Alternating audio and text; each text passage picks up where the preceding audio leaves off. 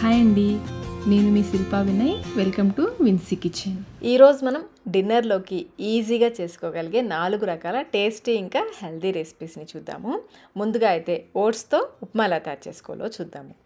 ముందుగా స్టవ్ పైన ప్యాన్ పెట్టేసుకుని 2 లేదా 3 టేబుల్ స్పూన్లు నూనె వేసి, నూనె కాగిన తర్వాత 2-3 టేబుల్ స్పూన్లు పల్లీలు వేసుకుని వేయించుకోవాలి. మీరు పల్లీలకు బదులుగా జీడిపప్పు అయినా వేసుకోవచ్చు. జీడిపప్పు అయితే వేయించాక తీసి పక్కన పెట్టేసుకుని చివరిలో కలుపుకోండి. పల్లీలు వేగాయి కదా, ఇప్పుడు ఇందులో 1 టేబుల్ స్పూన్ పచ్చిశనగపప్పు, 1/2 టీ స్పూన్ ఆవాలు, 1/4 టీ స్పూన్ జీలకర్ర వేసి వేయించుకోవాలి. పల్లీలు వేగడానికి టైం పడుతుంది కాబట్టి ముందు పల్లీలు వేసి వేయించేసుకుని తర్వాత పోపు గింజలు వేసి వేయించుకోవాలి. ఇవి కూడా వేగిన తర్వాత 1/2 ఇంచ్ అల్లం ముక్కని బాగా సన్నగా తరిగి వేసుకోవాలి. అలాగే 2 పచ్చిమిర్చిని కూడా చిన్న ముక్కలుగా కట్ చేసి వేసేసుకుని అల్లం పచ్చివాసన పోయేంత వరకు బాగా వేయించుకోవాలి. అల్లం పచ్చిమిర్చి బాగా వేగిపోయాయి కదా, ఇప్పుడు ఇందులో ఒక మీడియం సైజ్ ఉల్లిపాయని చిన్న ముక్కలుగా కట్ చేసి వేసుకోవాలి. అలాగే కొంచెం కరివేపాకు కూడా వేసుకుని ఈ ఉల్లిపాయలు కొంచెం లైట్గా కలర్ చేంజ్ అయ్యేంత వరకు వేయించుకోవాలి. మరి ఎర్రగా వేగాల్సిన అవసరం లేదు, కొంచెం ట్రాన్స్పరెంట్గా అయితే సరిపోతుంది. ఇంకా ఇందులో మీరు చిన్నగా కట్ చేసిన క్యారెట్, బీన్స్, పచ్చి బఠానీ మీకు నచ్చిన కూరగాయలు వేసుకోవచ్చు. ఉల్లిపాయలు వేగిన తర్వాత కొంచెం పసుపు, 1/4 టీ స్పూన్లు సగం పసుపు, 1/2 టీ స్పూన్ సాల్ట్ ముందైతే కొంచెం వేసుకోండి, కావాలంటే చివరిలో అయినా వేసుకోవచ్చు. అలాగే ఒక మీడియం సైజ్ టమాటోని కూడా చిన్న ముక్కలుగా కట్ చేసి వేసేసుకొని అంతా ఒకసారి బాగా కలిసిలా కలుపుకోవాలి. ఈ టమాటో వేసినప్పుడే మరొక పక్కన స్టవ్ పైన గిన్నెలో 2 కప్పుల వరకు నీళ్ళు, ఉప్మా కోసం 2 కప్పులు నీళ్లు పెట్టేసి కాగనివ్వండి. టమాటో మెత్తబడేలోపు నీళ్లు కూడా కాగిపోతాయి, ఉప్మా త్వరగా చేసేసుకోవచ్చు.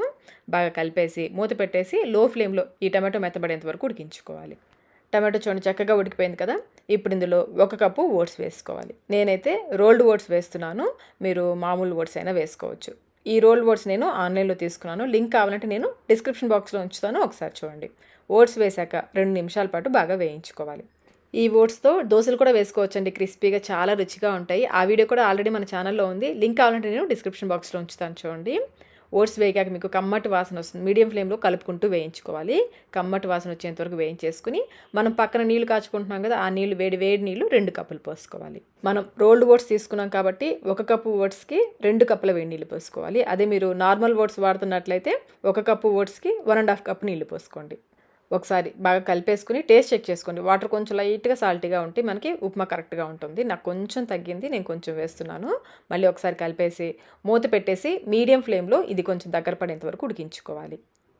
అడుగు పట్టుకోకుండా మధ్య మధ్యలో కలుపుకుంటూ ఉండాలి. మనం పోసిన నీళ్ళన్నీ కూడా ఆవిరైపోయి కొంచెం దగ్గరగా అయ్యేంత వరకు ఉడికించుకోవాలి. ఇంకా కొంచెం నీళ్ళు ఉన్నాయి కదా, ఒకసారి మళ్ళీ కలిపేసి మూత పెట్టేసి ఇది ఇంకొంచెం దగ్గర పడేంత వరకు ఉడికించుకోవాలి. చూడండి, కన్సిస్టెన్సీ ఈ విధంగా ఉండాలి, ఇలా దగ్గరగా అవ్వాలి, ఈ విధంగా వచ్చేంత వరకు ఉడికించుకోవాలి. ఇప్పుడు ఫ్లేమ్ని లోలో పెట్టేసుకొని ఇందులో 1/4 టీ స్పూన్ మిరియాల పొడి, సన్నగా తరిగిన కొత్తిమీర, 1 టీ స్పూన్ నిమ్మరసం వేసుకుని అంతా ఒకసారి బాగా కలిసేలా కలుపుకోవాలి. నిమ్మరసం, మిరియాల పొడి ఇవి 2 కూడా ఉప్మాకి మంచి టేస్ట్ని ఇస్తాయి, తప్పకుండా అయితే వేసుకోండి.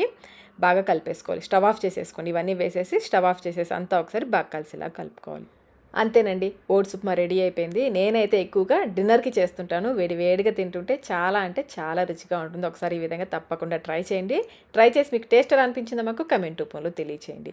ఇప్పుడు మన నెక్స్ట్ రెసిపీ వచ్చేసి జొన్న రవ్వతో హాట్ పొంగల్. దీనికోసం ముందుగా ఒక గిన్నెలో 1 కప్పు జొన్న రవ్వ. ఈ జొన్న రవ్వ మనకి ఏ సూపర్ మార్కెట్లో అయినా కానీ ఈజీగా దొరుకుతుంది. మనం జొన్న రవ్వ ఏ కప్పుతో తీసుకుంటామో అదే కప్పుతో 1 కప్పు పెసరపప్పు వేసుకొని 1-2 సార్లు శుభ్రంగా కడిగేసుకోవాలి. ఇందులో 1 కప్పు నీళ్లు పోసి కనీసం 1 గంట పాటైనా నానబెట్టుకోవాలి. జొన్న రవ్వ 1 గంట పాటు నానితేనే చక్కగా ఉడుకుతుంది. చూడండి, 1 అవర్ తర్వాత చూస్తే జొన్న రవ్వ, పెసరపప్పు చక్కగా నానిపోయాయి కదా. ఇప్పుడు స్టవ్ పైన కుక్కర్ పెట్టేసుకుని ఇందులో 4 కప్పుల నీళ్లు పోసుకోవాలి. మనం జొన్న రవ్వ, పెసరపప్పు కొలుచుకున్న కప్పు ఉంది కదా, అదే కప్పుతో 4 కప్పుల నీళ్లు పోసి ఈ నీళ్ళని మరిగించుకోవాలి. నీళ్ళ మరుగుతున్నప్పుడు ఇందులో 1/4 టీ స్పూన్ మిరియాలు, 1/2 టీ స్పూన్ జీలకర్ర, రుచికి సరిపడంత సాల్ట్, ఇక్కడ నేను 1/2 టీ స్పూన్ సాల్ట్ వేస్తున్నాను. అలాగే 1/4 టీ స్పూన్ పసుపు, ఇంకా మనం నానపెట్టుకున్న జొన్న రవ్వ, పెసరపప్పు ఉంది కదా, నీళ్ళతో సహా వేసేసుకోవాలి. మనం నానపెట్టుకున్నప్పుడు నీళ్ళు పోసాం కదా, ఆ నీళ్ళతో సహా వేసేసుకోవాలి. అంతా వేసేసి ఒకసారి బాగా కలుపుకోవాలి. ఇలా కలిపేసి మళ్ళీ ఫ్లేమ్ని మీడియంలో పెట్టేసి ఈ నీళ్లు ఒక పొంగు వచ్చే వరకు, ఇలా కొంచెం బాయిలింగ్ స్టార్ట్ అయ్యేంత వరకు ఉడికించుకోవాలి. చూడండి, ఇలా ఉడుకుతున్నప్పుడు మళ్ళీ ఒకసారి కలిపేసుకుని కుక్కర్కి మూత పెట్టేసి విజిల్ పెట్టేసి మీడియం ఫ్లేమ్లో 3 విజిల్స్ వచ్చేంత వరకు ఉడికించుకోవాలి. 3 విజిల్స్ వచ్చాక స్టవ్ ఆఫ్ చేసేసుకొని ఇప్పుడు స్టవ్ పైన ప్యాన్ పెట్టేసి 2-3 టేబుల్ స్పూన్ల నెయ్యి కానీ నూనె కానీ, అది కొంచెం ఇది కొంచెం వేసుకోవచ్చు, లేదా మొత్తం నెయ్యితో వేసుకోవచ్చు, లేదా మొత్తం నూనెతో అయినా వేసుకోవచ్చు. కాగిన తర్వాత కొన్ని జీడిపప్పులు వేసి వేయించుకోవాలి. ఇవి కూడా వేగిన తర్వాత 1/2 టీ స్పూన్ జీలకర్ర, 1/4 టీ స్పూన్ మిరియాల పొడి, 1 టేబుల్ స్పూన్ సన్నగా తరిగిన అల్లం ముక్కలు, 2 లేదా 3 పచ్చిమిర్చిని సన్నగా కట్ చేసి వేసుకోవాలి. అలాగే 2 ఎండుమిర్చిని కూడా తుంపి వేసుకోవాలి. పచ్చిమిర్చి, ఎండుమిర్చి, మిరియాల పొడి ఇవన్నీ కూడా మీ కారానికి తగ్గట్టుగా వేసుకోవచ్చు. ఇవి కొంచెం వేగిన తర్వాత కరివేపాకు కూడా వేసుకొని వేయించుకోవాలి. చివరిగా పావు టీ స్పూన్ ఇంగు కూడా వేసుకొని ఒకసారి కలిపేసి స్టవ్ ఆఫ్ చేసేసుకోండి. పోపు రెడీ అయిపోయింది. కుక్కర్లో ప్రెషర్ పోయేలోపు ఇలా పోపు రెడీ చేసుకున్నామంటే ప్రెషర్ పోయిన వెంటనే మనం పోపును వేసేసుకోవచ్చు. రవ్వ కూడా చూడండి చక్కగా ఉడికిపోయింది కదా. ఒకసారి బాగా కలిపేసుకుని ఇప్పుడు ఇందులో కాచిన నీళ్ళు, బాగా మరిగించుకున్న నీళ్ళు, వేడి వేడి నీళ్ళు పోసుకోవాలి. మనకి ఎంత కన్సిస్టెన్సీ కావాలో దానికి తగ్గట్టుగా నీళ్ళు పోసుకోవచ్చు. నీళ్ళు పోసాక స్టవ్ ఆన్ చేసేసుకుని బాగా కలిపేసుకోండి. నేనైతే 1.5 కప్ వరకు వాటర్ పోసాను. ఇది కొంచెం పల్చగా ఉంటేనే బాగుంటుంది. చూడండి ఈ విధంగా కలిపేసుకొని ఇప్పుడు ఇందులో మనం రెడీగా ఉంచుకున్న పోపు ఉంది కదా, అది వేసేసుకోవాలి. ఈ పోపు ఇందులో బాగా కలిసిలాగా కలిపేసుకుని ఒకసారి టేస్ట్ చెక్ చేసుకోండి. సాల్ట్ తగ్గితే వేసుకోవచ్చు. నేనైతే కొంచెం సాల్ట్ వేస్తున్నాను. అంతా ఒకసారి బాగా కలిపేసుకుని సర్వ్ చేసేసుకోండి. వేడిగా తింటేనే బాగుంటుందండి. చల్లగా అయిందంటే గట్టిగా అయిపోతుంది. వేడిగా తింటే ఈ జొన్న రవ్వ పొంగలి చాలా అంటే చాలా రుచిగా ఉంటుంది. చాలా హెల్తీ కూడా. మరి మీరు కూడా ఈ జొన్న రవ్వ పొంగల్ని ఒకసారి తప్పకుండా ట్రై చేయండి. ట్రై చేసి మీకు టేస్ట్ ఎలా అనిపించిందో మాకు కమెంట్ రూపంలో తెలియచేయండి. ఇప్పుడైతే మనం అటుకులతో చిత్రాన్నం ఎలా తయారు చేసుకోవాలో చూద్దాము. చిత్రాన్నం చేయడానికి ఇక్కడ నేను 2 కప్పుల లావు అటుకులు తీసుకున్నాను. ఈ అటుకుల్ని ఒక గిన్నెలోకి వేసేసుకుని ఇవి మునిగేంత వరకు నీళ్లు పోసుకోవాలి. ఈ అటుకుల్ని ఎక్కువసేపు నానపెట్టకూడదండి. నీళ్లు పోసేసి 2-3 సార్లు ఇలా చేత్తో ఇలా అనేసేసి వెంటనే నీళ్ళు వంపేయాలి. ఎక్కువసేపు నానపెట్టేశారంటే అటుకులు బాగా మెత్తగా అయిపోతాయి. వెంటనే ఇందులో నీళ్ళు వంపేసి జాలి గిన్నెలో కానీ లేదా ఈ విధంగా జాలి గరిటలో కానీ వేసేసుకుని ఎక్సెస్ వాటర్ అంతా కూడా డ్రైన్ చేసేసుకోవాలి. దీన్ని పక్కన పెట్టేసి స్టవ్ పైన ప్యాన్ పెట్టేసి 3 టేబుల్ స్పూన్ల వరకు నూనె వేసేసి నూనెని కాగనివ్వాలి. నూనె కాగిన తర్వాత ఒక గుప్పెడు పల్లీలు వేసుకుని వేయించుకోవాలి. పల్లీలు వేగడానికి టైం పడుతుంది కాబట్టి ముందు పల్లీలు వేయించుకోవాలి. పల్లీలు వేగిన తర్వాత 1 టేబుల్ స్పూన్ పచ్చెనపప్పు, 1 టేబుల్ స్పూన్ మినపగుళ్ళు, 1 టీ స్పూన్ ఆవాలు వేసి ఈ పోపు గింజల్ని బాగా ఎర్రగా వేయించుకోవాలి. పోపు బాగా వేగిన తర్వాత 4-5 పచ్చిమిర్చిని సన్నగా కట్ చేసి వేసుకోవాలి. అలాగే కొంచెం కరివేపాకు, 1 ఎండుమిర్చిని తుంపి వేసేసుకోండి. పావు టీ స్పూన్ పసుపు కూడా వేసేసి పచ్చిమిర్చిని బాగా వేయించుకోవాలి. పచ్చిమిర్చి కొంచెం తెల్లగా అవుతుంది. అప్పటి వరకు మధ్యలో కలుపుకుంటూ వేయించుకోవాలి. పచ్చిమిర్చి కూడా వేగిన తర్వాత 1/2 కప్పు పచ్చి కొబ్బరి తురుము వేసుకుని ఈ కొబ్బరి కమ్మటి వాసన వచ్చేంత వరకు లో ఫ్లేమ్లో వేయించుకోవాలి. మీరు కావాలంటే కొబ్బరికి బదులుగా ఒక పెద్ద ఉల్లిపాయని చిన్న ముక్కలుగా కట్ చేసి వేసుకుని కూడా వేసుకోవచ్చు. కొబ్బరి వేగాక మీకు కమ్మటి వాసన వస్తుంది. లైట్గా కలర్ కూడా చేంజ్ అవుతుంది. ఈ విధంగా వేయించుకోవాలి. ఇప్పుడు ఇందులో కొంచెం ఇంగువ, పావు టీ స్పూన్లో సగం 1/8 టీ స్పూన్ ఇంగువ, రుచికి సరిపడినంత ఉప్పు, ఇక్కడ నేను 3/4 టీ స్పూన్ సాల్ట్ వేస్తున్నాను. ఇంగువ ఇంకా ఈ సాల్ట్ బాగా కలిసేలాగా ఒకసారి కలిపేసుకుని మనం నానపెట్టుకున్న అటుకుల్ని వేసుకోవాలి. అటుకులు చూడండి చక్కగా పొడిగా ఉన్నాయి. అదే మీరు నీళ్ళలో ఎక్కువసేపు నానపెట్టేశారంటే ముద్దగా ఉండిపోతాయి అటుకులు. అటుకులు వేసేటప్పుడు కూడా కొంచెం చేత్తో పొడిగా చేసుకుంటూ వేసుకోండి. లైట్గా ఇలా కలుపుతూ వేసుకుంటే మీకు అటుకులు విడివిడిగా పడి కలపడానికి ఈజీగా ఉంటుంది.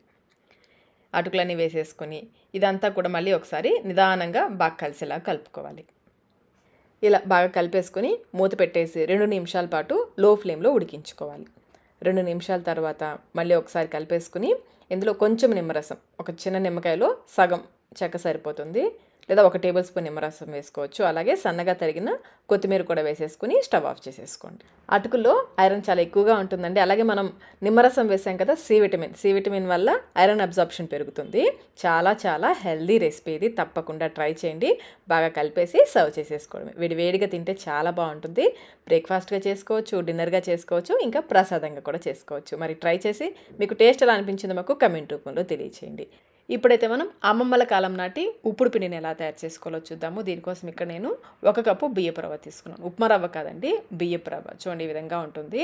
ఈ విధంగా సన్నగా ఉండే బియ్యపు రవ్వ తీసుకోవాలి. ఇందులోనే 2 టేబుల్ స్పూన్ల పెసరపప్పు కూడా వేసుకోవాలి. 1 కప్పు రవ్వకి 2 టేబుల్ స్పూన్ల పెసరపప్పు వేసుకుని 1-2 సార్లు శుభ్రంగా కడిగేసి నీళ్ళు వంపేసుకుని పక్కన పెట్టేసుకోండి. ఇప్పుడు స్టవ్ పైన అడుగు మందం కలిగిన పెట్టేసుకుని ఇందులో 1 టేబుల్ స్పూన్ నూనె, 1 టేబుల్ స్పూన్ నెయ్యి వేసుకోవాలి. లేదంటే మీరు మొత్తం నూనెతో అయినా చేసుకోవచ్చు, మొత్తం నెయ్యితో అయినా చేసుకోవచ్చు. కాగిన తర్వాత 1/2 టీ స్పూన్ ఆవాలు, 1/2 టీ స్పూన్ జీలకర్ర, 1 టీ స్పూన్ సన్నగా తరిగిన అల్లం ముక్కలు, 1 పెద్ద పచ్చిమిర్చిని ఈ విధంగా సన్నగా కట్ చేసి వేసేసుకోండి. అలాగే 2-3 ఎండుమిర్చి, కొంచెం కరివేపాకు కూడా వేసుకోవాలి. నాకు ఎండుమిర్చి వేసే వీడియో క్లిప్పింగ్ మిస్ అయింది. అలాగే కొంచెం ఇంగువ, 1/8 టీ స్పూన్ ఇంగువ కూడా వేసుకుని వీటన్నిటిని బాగా వేయించుకోవాలి. ఇవి పచ్చిదనం తగ్గిన తర్వాత ఇందులో 2 కప్పుల నీళ్లు పోసుకోవాలి. మనం 1 కప్పు రవ్వ తీసుకున్నాం కదా, 1 కప్పు రవ్వకి 2 కప్పుల నీళ్లు పోసేసి నీళ్ళని మరిగించుకోవాలి.